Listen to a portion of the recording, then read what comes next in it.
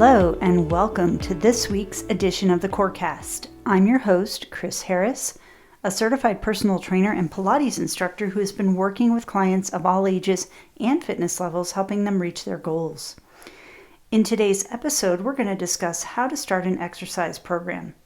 Starting an exercise program can be challenging, but it's an important step towards improving your health and well-being. Also in this episode, we're going to explore tips and strategies for starting an exercise program that's safe, effective, and sustainable. We're going to address some common barriers to exercise and some strategies to overcome them. Also discussing some of the benefits of strength training and cardiovascular work as it comes to improving your overall physical health. So let's get started. First, we'll start off with some statistics. According to the International Health Racquet and Sports Club Association, IHRSA, approximately 12% of all new gym memberships are started within the month of January each year, and 50% of new members quit going within 6 months of starting. It's estimated that 43% of people give up on their fitness goals within 1 month of making them. There's many great reasons to exercise. We got to think about a lot of things that are going to help us with exercise. Improving our physical health is one. It improves cardiovascular, strengthens bones and muscles, and reduces the risk of chronic diseases. Another great reason is weight management. Regular exercise can help manage weight by burning calories and increasing metabolism. A third reason is reduce stress and anxiety. Exercise is a great way to reduce stress and anxiety as it helps to release endorphins and improve mood. Number 4 is improve sleep. Exercise can help improve the quality of sleep, making it easier to fall asleep and stay asleep. Our 5th reason is increased energy. Regular exercise can help increase energy levels and reduce fatigue. Reason number 6, improved cognitive function. Exercise has been shown to improve cognitive function, including memory and concentration. And reason number 7, increased self-confidence. Exercise can improve self-esteem and confidence as it helps to improve physical appearance and overall health. So overall, exercise is important for physical, emotional, and mental health, and it's an essential component of a healthy lifestyle. So even though there's so many benefits, and we know we should do it, why don't we? We're going to talk about some of the barriers that can derail our workout motivation. For example, a busy work schedule or health issues. Some barriers may be mental, a lack of self-confidence that holds you back from taking positive steps, or short-lived motivation, or maybe you get easily discouraged and give up. We've all been there at some point. Some of the most common excuses people give for not exercising is, I hate exercising. So if that's the case, you want to find an activity that you enjoy doing. Maybe it's dancing, swimming, golf. Try taking a walk on your lunch break through a scenic park. It's been scientifically proven that being out in nature is a powerful mood booster. Try listening to your favorite music or exercising with a friend. Another common excuse is, I'm too busy. Well, it's your decision to make exercise a priority. Remember that a short 5, 10, or 15-minute burst of activity can prove very effective. Another strategy is to fit most of your exercise in on the weekends. If you have a busy work schedule, if that works as a better fit for you, try taking a long hike on a Saturday and just trying to get that workout in a time when you are a little less stressed. How about I'm too tired? That's pretty much one of those common excuses. It sounds counterintuitive, but exercise is a really powerful pick-me-up. And it actually ends up reducing fatigue and boosting energy levels in the long run. Regular exercise will make you feel more energized, refreshed, and alert.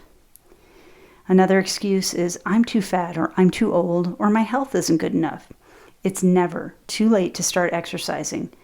Building strength and physical fitness will benefit you at any age and activity level. Check with your doctor and start slowly. And yet another excuse, exercise is too difficult and painful. The no pain, no gain mindset is very outdated. Exercise shouldn't be painful. You shouldn't have to push yourself to your limits to get results. You can build your strength and fitness by walking, swimming, playing tennis, playing golf, gardening, or even cleaning the house.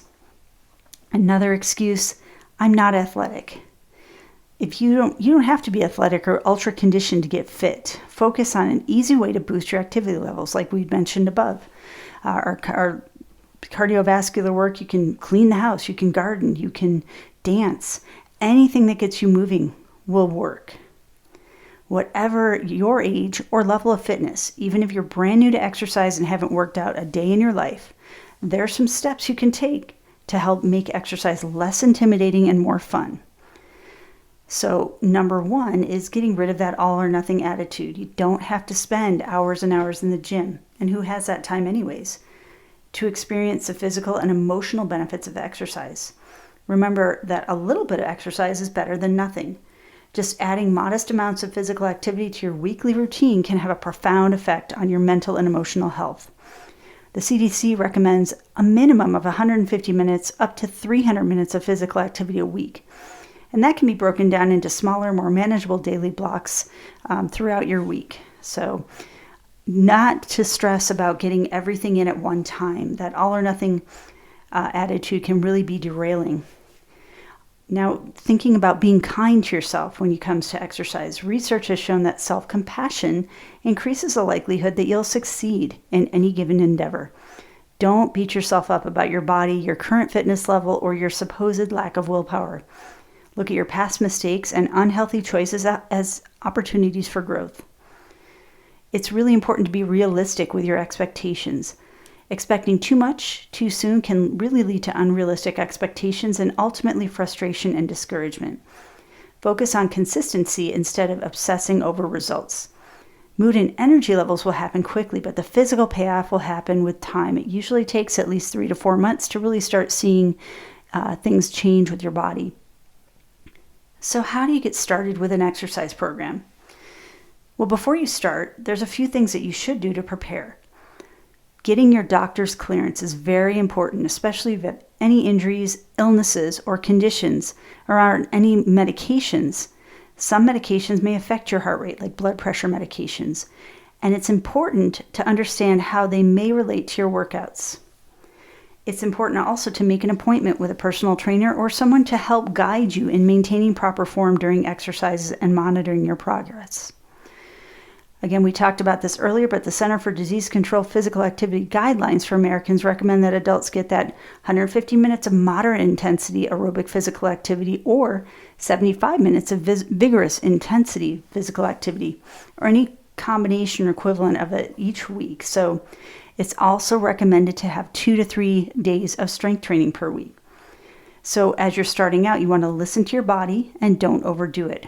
Remember that rest days are just as important as workout days. And it's also important to fuel your body with nutritious foods and keep that hydration up. So keeping these guidelines in mind as you begin your exercise program is really, really helpful. Take smaller steps to reach that goal, even if it's just starting a couple of days a week, maybe 20 minutes a day, 3 days a week. And as you can, build that up to 20 minutes a day, 4 to 5 times a week, or increase your time. You can do a half hour, 5 days a week. It's really up to you. When you prepare to work out, cardiovascular work such as walking, running, rowing, swimming, elliptical, or treadmill burns calories by raising your heart rate. So strength training, on the other hand, builds lean muscle mass. It helps to boost your metabolism even when you're at rest. To review a little bit about cardiovascular training, which is also known as aerobic exercise, it's a type of physical activity that increases the heart rate and breathing rate to improve cardiovascular health. It involves continuous and rhythmic movements that use large muscle groups and increase the body's demand for oxygen.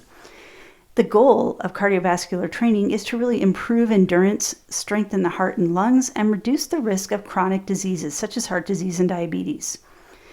Strength training also helps with bone density, which is important for preventing osteoporosis, especially after menopause. So that strength and resistance training comes in, and it can involve things like dumbbells, resistance bands, barbells, kettlebells, body weight exercises, just to name a few things. So as we go over resistance training a little bit more, we're going to talk about how it affects your metabolism. Research in the past few years has confirmed that resistance training affects metabolism in a way that improves health and well-being. So resistance exercise not only burn calories during the workout, but the exact number is going to depend on your body weight and the intensity level of training, but it'll also burn calories throughout the day because of excess post-oxygen consumption, or EPOC. It's often associated with HIIT workouts or high-intensity interval training. But at least one study has suggested that resistance training can provide the benefit as well. So EPOC is raised because resistance training puts more physiological stress on the body compared to cardiovascular exercise. You're breaking down those muscles, they have to repair, so that gets that afterburn effect. EPOC is not a permanent boost. Research has shown that it may last anywhere from 12 hours to a few days, depending on the workout and who is doing it. And the calories you burn through EPOC can add up over time, especially if you're lifting consistently, weightlifting like 3 to 4 times a week. But overall, it doesn't have a very big effect on your metabolism. Strength training overall will increase your lean muscle mass, and it helps to increase your resting metabolic rate, which is also referred to as an RMR. It increases the amount of lean muscle on your body. That resting metabolic rate, or RMR, is the number of calories your body requires to perform just your basic functions, such as breathing, circulation, and digestion. There's a possibility that you will burn more calories naturally with daily activity if you have a stronger, fitter body. And you may do this by maintaining or increasing non-exercise activity thermogenesis, or NEAT for short, which is all the movement that you do during the day that isn't exercise. Studies have shown that starting as early as the age of 30, the body begins to slowly lose muscle mass, with women losing up to 15% of their total body muscle per decade by age 50, which in turn will slow the metabolism down. So you want to think about a targeted total body strength training program.